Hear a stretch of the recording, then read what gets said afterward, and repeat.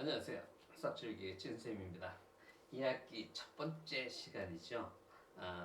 이제 활기차게, 물론 힘든 과정도 있지만 활기차게 시작해 보도록 하겠습니다. 이번 시간에는 이제 점선면의 성질, 기본 도형의 아주 기본이 되는 점선면의 성질을 설명해 드리도록 하겠습니다. 이번 단원에서는 이게 기본이 돼서 각이나 평행선의 성질이나 삼각형 합동 여기 있는 것들이 중요한 내용이에요. 그래서 이 내용들을 알고 나면 물론 이미 초등학교 때도 다 설명하고 사용하던 것들이에요. 근데 구체적으로 좀 더 구체적인 용어를 쓰면서 하는 것이니까 그렇게 어렵진 않아요. 편안한 마음으로 수업에 임해 주시기 바랍니다. 먼저 기본 도형에서 기본 요소가 되는 점선면 요것과 그 다음에 거기에 관련된 용어 교선, 교점, 직선, 반직선, 선분, 두 점 사이의 거리, 중점 이런 것들이 있어요. 이런 것들을 이미 사용하던 것이지만 구체적으로 이제 표현해서 배우는 것이니까 편안한 마음으로 수업에 임해 주시기 바랍니다. 먼저 교점과 교선에 대해서 알아볼게요. 교점이라고 하는 것은 선과 면이 만나서 생기는 점, 이것을 교점이라고 얘기를 해요. 그래서 이렇게 두 직선이 이렇게 만날 때 이렇게 생기는 점이 있죠. 이때 이 P점을 교점이라고 해요. 그래서 모든 도형이 이제 점에서부터 시작해요. 가장 최소 단위가 이제 점인데 점이 이렇게 이어지면은 선이 되겠지만 선과 선이 만나서 이렇게 생기는 점 요것들을 이름해서 교점이라고 얘기를 합니다. 그런데 다른 부분도 있어요. 이렇게 평면이 있으면 어떤 직선이 이렇게 쭉 지나가면 이렇게 만나는 부분 점이 생기겠죠. 이거 역시 뭐라고 얘기를 하는가 하면 교점이라고 얘기를 해요. 그래서 교점은 이렇게 선과 선 평면에서 선과 선이 만나거나 아니면은 공간에서 면과 선이 이렇게 만나는 이 부분들을 P와 Q인 점을 교점이라고 표현을 하는데 입체도형 이렇게 직육면체 같은 경우에 이제 여기 A 점을 보면 이렇게 세 개 A, B, A, E, A, D 이렇게 세 개 점이 모여서 만나죠. 이것도 역시 교점이라고 표현을 해요. 그런데 이런 입체도형, 직육면체 같은 경우에는 이 교점을 다른 표현이 있어요. 그게 뭔가 하면 꼭지점이라는 표현을 써요. 그래서 교점이라고 해도 상관없지만 이건 기본이고 구체적으로 이제 이런 데 가게 되면 이것을 교점이라고 표현보다는 꼭지점이라는 표현을 많이 써요. 그 다음 교선은 면과 면이 만나서 생기는 요 부분, 요것을 뭐라고 얘기를 하는가 하면 교선이라 그래요. 그래서 이 꼭 면과 면이 만나서 생기는 것만 교선이 아니고 이렇게 입체도형에서 이렇게 평면이 지나가는 것 같은 이런 평면과 만날 때 요 부분, 요것도 역시 교선이라고 해요. 그러면 다시 이제 직육면체에서 보면은 이렇게 면과 면, 이게 왼쪽 면과 앞면 이런 부분 만나는 이런 부분들에 나타나는 요 선들을 전부 다 교선이라고 해요. 그런데 이런 직육면체에서는 이 교선을 다른 표현으로는 모서리라는 표현을 써요. 그래서 아까 교점에서 꼭지점, 여기 이제 교선에서는 모서리 이런 것들을 바꿔서 쓸 수 있는 그런 것들이 익숙해지기만 하면 되겠어요. 문제 1번 봅니다. 다음 직면체를 보고 물음에 답하여라. 먼저 교점의 개수, 이제 점, 선, 면 보면 교점의 개수는 몇 개일까요? 봤을 때 교점 이렇게 A, B, C, D 해서 위에 4개, 아래 4개 해서 총 8개가 되겠죠. 교선의 개수 선을 할 때 이제 순서대로 찾아내요. 윗면에 하나, 둘, 셋, 넷. 그 다음에 옆면으로 세로로 세워진 것 4개. 밑에 4개에서 4, 3, 12에서 12개. 면의 개수 직육면체니까 6개겠죠? 그래서 6개. 그런데 이거를 이렇게 하다 보니까 여기 일정한 규칙을 찾아낸 사람이 있어요. 여기서 보니까 점, 선, 면의 개수가 이렇게 계속 찾아내다 보니까 일정한 값이 나오더라. 이걸 찾아낸 사람이 오일러라는 사람인데 점의 개수에서 선의 개수를 빼고 면의 개수를 더했더니 이것의 값이 항상 2가 나온다는 걸 찾아냈어요. 그래서 이 사람이 누군가면 오일러라는 사람인데 이제 요거 계산할 때는 요 점과 면을 더한 다음에 선의 개수를 빼면 되죠. 점 8개, 면 6개, 선을 빼면 14에서 11을 빼니까 2가 나오죠. 그래서 이렇게 각기둥과 같은 형태 아니면 이제 각불도 마찬가지고 이렇게 면으로만 평면으로 해서 교점과 교선으로 이루어진 이런 도형에서는 항상 이게 2가 나온다. 라는 걸 찾아낸 것을 규칙을 정한 것이 있어요. 그래서 이것을 오일러의 공식이라고 얘기를 해요. 그런데 이게 이제 특이하게 모양이 좀 바뀌면 그것의 값이 0이 될 때도 있고 1이 될 때도 있고 그 다음에 3이 될 때도 있고 4가 될 때도 있어요. 그래서 기본적인 것 몇 가지만 참고로 보도록 할게요. 이렇게 평면 도형에서 이 점선면이 다 이렇게 연결되어 있는 이런 도형 같은 경우에는 점선면의 개수가 항상 그 원래 공식과 같이 점에서 면의 개수를 더한 다음에 선의 개수를 빼면 항상 1이 나와요. 이렇게 같이 평면에서 점과 선이 다 연결된 것 확인해 보면 아시겠지만 점의 개수 11개, 4개, 3개, 4개 해서 11개죠. 선의 개수 하나, 둘, 셋, 넷, 다섯, 여섯, 일곱, 여덟, 아홉, 열, 열하나, 열둘, 열셋, 14개. 면의 개수는 4개 해서 15에서 14를 빼면 1개 나오죠. 이건 이제 원래 공식은 아닌데 그 형태를 기준으로 해서 이렇게 평면 도형에서는 이게 떨어지면 안 돼요. 다 연결되어 있을 때는 항상 1이 나온다. 그러면 0이 나오는 건 어떤 경우인가 한번 볼게요. 참고로 알아두십시오. 가운데가 이렇게 뽕 뚫린 그리면서도 다 연결된 선과 점이 다 연결되어 있는 이런 입체 도형. 가운데가 빵 뚫린 도너츠 모양이죠. 도너츠는 빵이니까 그 계산 결과는 점, 선, 면의 개수를 원래 공식과에 맞춰서 계산하니까 이때는 0이 나와요. 이거 이제 원래 공식이라고 하진 않아요. 근데 이렇게 도넛 형태로 있는 이런 연결 상태로 되어 있는 입체 도형에서는 항상 0. 그 다음에 아까 직류면체 같은 것이 두 개가 이렇게 꼭지점을 공유할 때는 이것은 3이 나와요. 여기 하나가 더 있으면 4가 나오기도 해요. 그래서 기본적으로 2가 나오는 오일러의 공식과 1이 나오는 이렇게 평면 도형과 그 다음에 0이 나오는 도넛 형태와 그 다음 오일러 공식이 적용되는 이렇게 다면체, 각기둥 같은 각불 같은 다면체로 된 것들을 이렇게 꼭지점 공유하는 것들은 3이 나온다 라는 것들을 참고로 알아두시기 바랍니다. 자, 그러면 이제 조금 내용 바꿔서 이제 아까 배운 점이나 선, 면에 대해서 이제 선에 대해서 구체적으로 배워보면 선의 종류는 세 가지가 있어요. 직선, 반직선, 선분. 여기서 이제 중요한 것이 두 점 사이의 거리와 중점인데 이것은 시험 문제 탕골로 나오는 문제 중에 하나예요. 그래서 첫 번째 직선에 보면 말로 표현하면 직선의 뜻은 뭔가 하면 양쪽으로 곧게 뻗은 선 이것을 뭐라고 하는가 하면 직선이라 그래요. 그래서 두 점을 지나는 직선 A와 B를 이렇게 지나면서 양쪽으로 뻗어 나가는 것을 이름하여 직선이라고 하고 표현은 읽기는 직선 AB 물론 직선 BA라고 해도 상관없어요. 그래서 기호로 나타낸 것은 이렇게 AB 위에다가 화살표 이것을 AB를 바꿔서 써도 상관은 없어요. 양쪽으로 뻗어가니까 구분이 없어요. 어느 방향으로 가든지 상관없으니까 이거 바꿔도 상관없이 이렇게 두 개로 기호로 나타냅니다.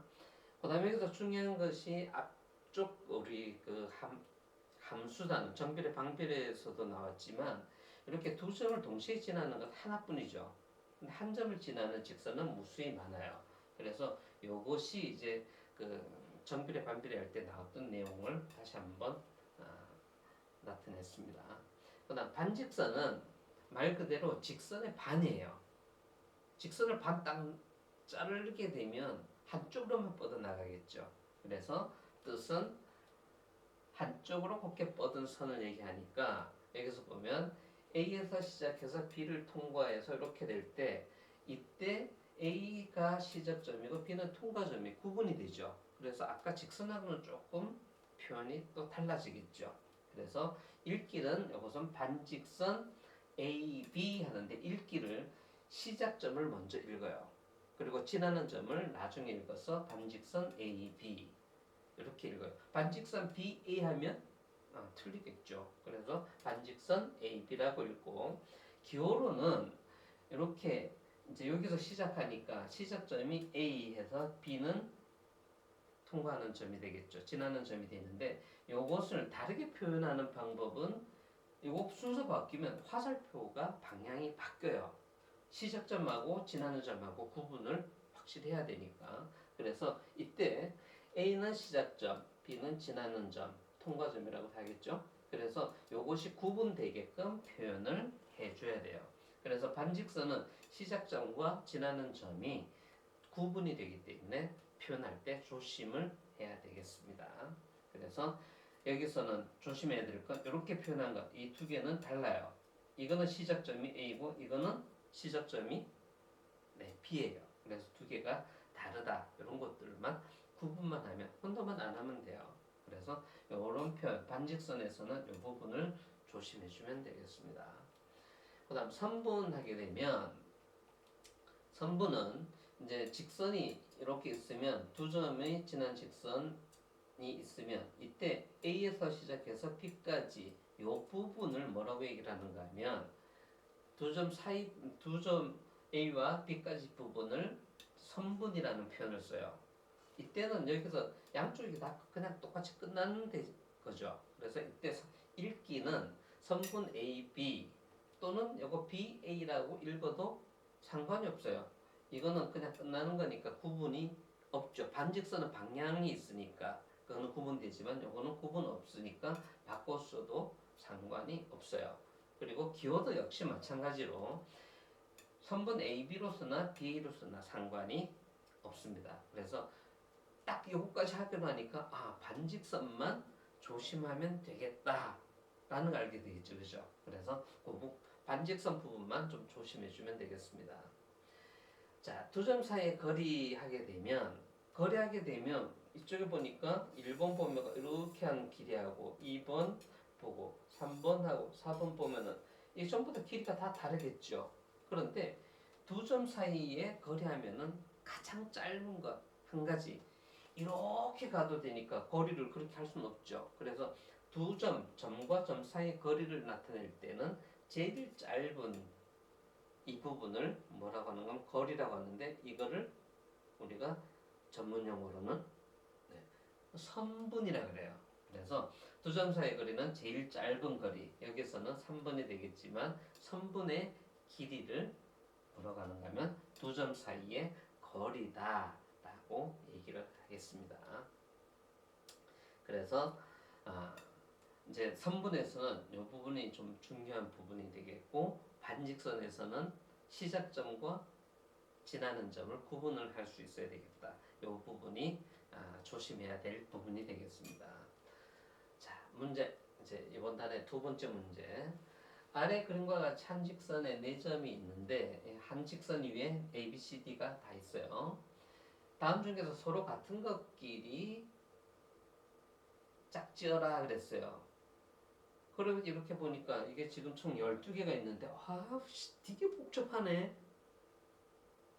그죠? 찾기가 힘들 것 같잖아요. 그런데 이것을 간단히 하는 방법은 이 선의 종류가 몇 가지 있다 했어요. 몇 가지? 세 가지. 첫 번째가 직선, 두 번째가 반직선, 세 번째가 이거 욕 아니에요.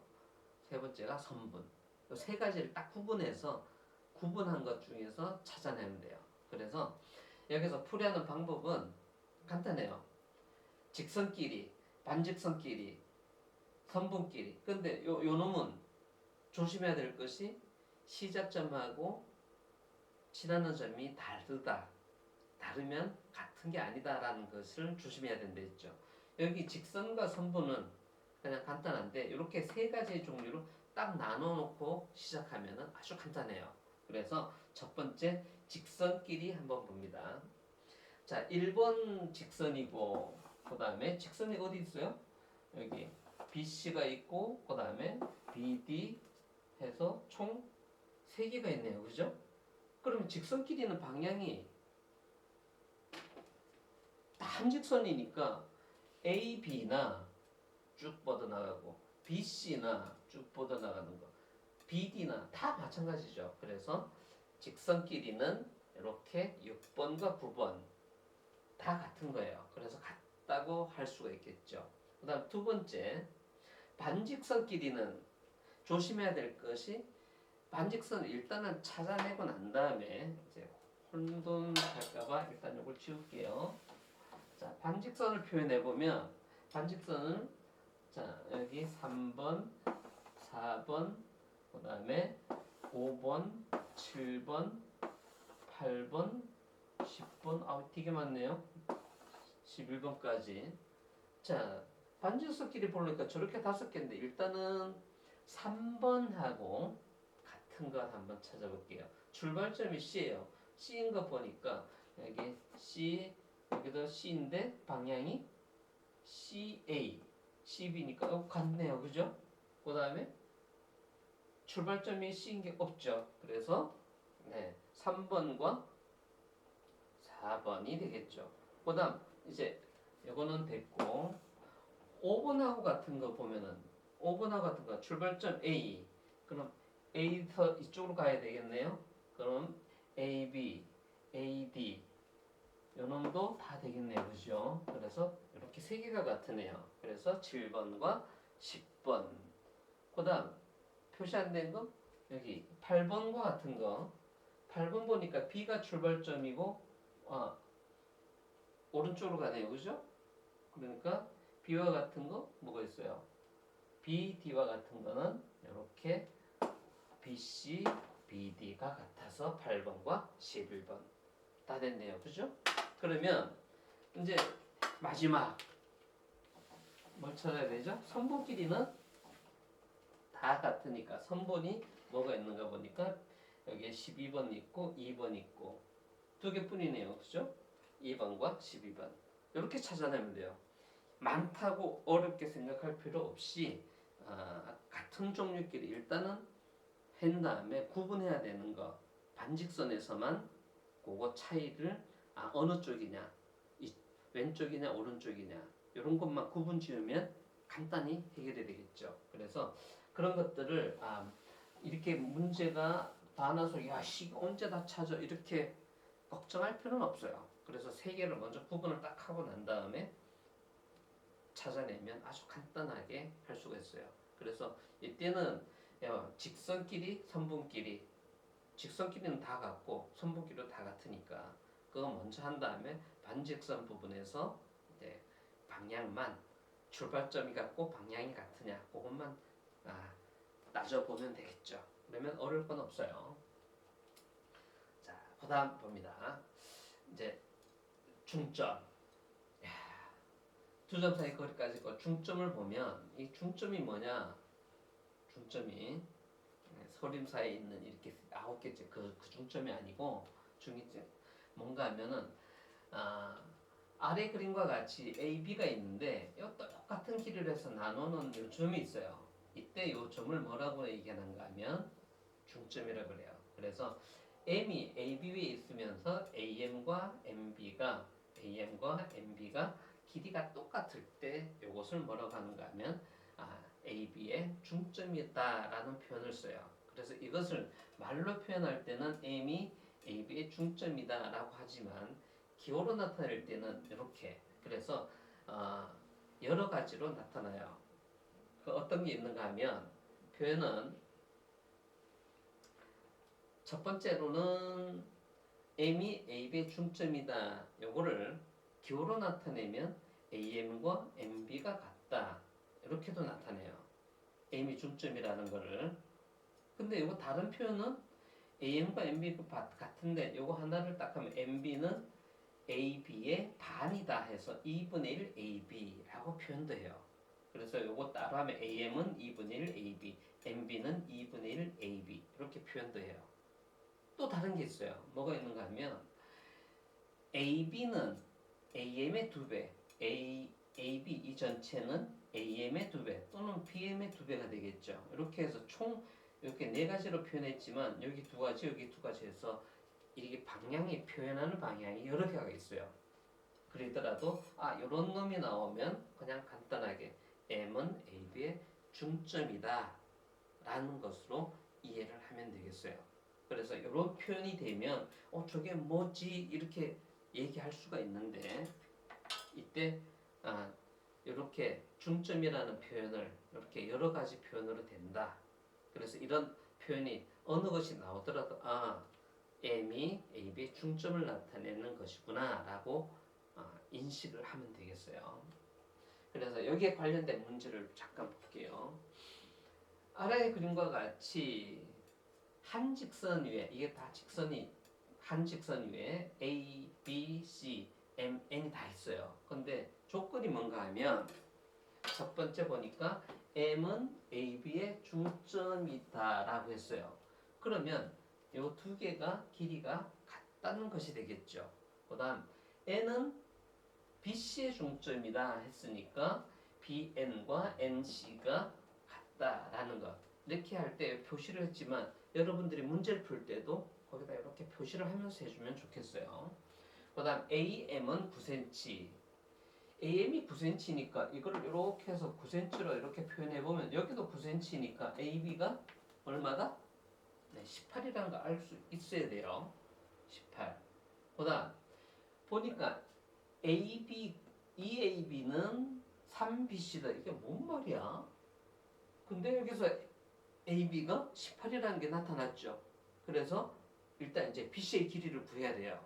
그래서 여기에 두 번째는 EAB가 3배의 BC니까 AB에다가 18이라는 거 찾아냈으니까 대입을 해서 계산을 해보면 3BC는 AB가 18이었으니까 36이 돼서 BC가 12가 된다. 그러면 여기가 12 요거 되니까 여기가 9 되니까 전체 길이가 얼마라는 것도 보이죠. 그래서 BC가 10이니까 지금 구하는 것은 MN의 길이에요. 이 길이에요. 여기가 9고 여기는 그럼 얼마예요? 12의 반이니까 여기는 요만큼은 6이 되겠죠. 그죠? 그래서 6이고 MB가 9니까 따라서 MN의 길이는 MB 더하기 BN이니까 9와 6을 더하니까 15가 되겠죠. 그죠? 그래서 이렇게 구할 수도 있는데 이거를 풀이를 조금 다르게 표현하는 것이 있는데 이게 나중에 이제 수준이 높은 문제로 가면 이런 방법도 알아둬야 되니까 간단하게 설명을 할게요. 두 번째 풀이는 이제 중점이니까 18이니까 여기가 똑같죠. 그런데 이제 비례식에서는 이것을 정리를 먼저 한 것이 이제 풀이가 조금 다른 방법인데 3으로 나누면 3분의 2 AB는 BC가 돼요. 그러면 여기서부터 또 똑같아요. AB에다가 BC는 3분의 2 AB니까 AB에다가 18을 대입하니까 BC를 구할 수가 있겠죠. 그래서 BC의 길이는 12. 그리고 MN의 길이는 MN과 BN의 길이니까 MB는 9. 여기는 BN은 요 BC의 반이니까 6이 되겠죠. 그래서 여기 똑같은데 요 부분이 약간 다르죠. 그래서 요 부분을 소개한 이유는 이게 문제 풀이가 조금 달라지는 것이 있어요. 이게 숫자가 이렇게 길이가 주어졌으면 괜찮은데 안 주어지는 문제에서는 이런 B를 전부 다 해서 비례식으로 풀어줘야 돼요. 그래서 거기에 대한 문제를 잠깐 볼게요.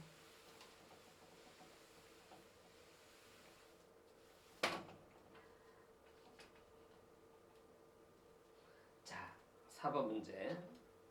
아래 그림과 같이 한 직선에 ABC 세 점이 있고 M은 AB의 중점, N은 BC의 중점인데 EAB는 3BC일 때 AC의 길이는 몇 배가 되느냐? 이 전체는 NC 요것의 몇 배가 되느냐? 아까 계산했는데 했을 때는 이게 숫자 있을 때는 30이고 6이니까 5배다라는 걸 알 수가 있겠죠. 앞문자하고 달라진 건 하나도 없어요. 근데 길이만 없어진 것 뿐이에요. 이때는 그럼 어떻게 하는가 하면 비례식으로 두 번째 풀이 같이 풀어줘야 돼요. 그래서 여기서 보니까 조건은 풀이하는 핵심 포인트는 요 부분인데 그리고 중점이라는 내용하고 그래서 이것을 두 번째 풀이 같이 풀어보면 이렇게 돼요. 일단은 정리하면 EAB는 3BC에서 3으로 나눠버리니까 BC는 3분의 2 AB가 되겠죠. BC는 요 AB의 3분의 2가 돼요. 그런데 AC의 길이는 요 전체는 AB하고 BC하고 더한 거니까 여기에 BC 자리에 요 놈을 집어넣으면 AB 더하기 3분의 2의 AB가 돼서 계산하면 3분의 5의 AB가 되겠죠. 자, 그 다음 여기에서 두 번째에서 여기 NC의 길이는 BC의 반이니까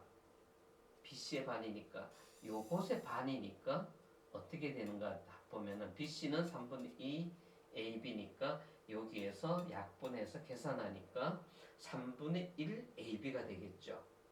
그래서 이제 AC와 NC의 B를 보니까 AC와 NC B를 보니까 AC는 3분의 5 AB가 되고 그 다음에 NC는 3분의 1 AB가 되니까 여기에서 이제 약분을 하면 AB 양변의 같은 수로 나눠도 상관없죠. 비례식에서 이것도 이렇게 정수비로 붙이고 나니까 5대 1이 되겠죠. 그래서 뭘 알 수 있는가 하면 AC는 내항의 곱과 외항의 곱을 곱하면은 항상 일정한 건 초등학교 때 배웠죠. 그래서 보니까 AC는 5배의 NC. 이 말은 무슨 말이냐? AC는 NC의 몇 배다? 5배다. 해서 이렇게 정답은 5배입니다. 라고 구할 수가 있어요. 그래서 이렇게 그 세 가지 똑같은 문제 형태인데 세 가지로 풀이를 해드린 거는 나중에는 이렇게 문제가 나올 수가 있어요. 난이도가 높은 것일 수가 있겠죠. 그래서 이것까지 알아둬야 되니까 좀 이런 부분은 몇 번이고 좀 반복해서 보시면 확실하게 문제를 쉽게 풀 수 있을 거라고 생각됩니다. 그래서 파이팅 하시고 다음 시간에도 열심히 하고 이거 복습을 잘해서 다음 시간에 또 적용할 수 있게끔 봅니다. 수고하셨습니다. 그래서 다음 시간에는 가학에 대해서 얘기하도록 하겠습니다. 네, 다음 시간에 봐요.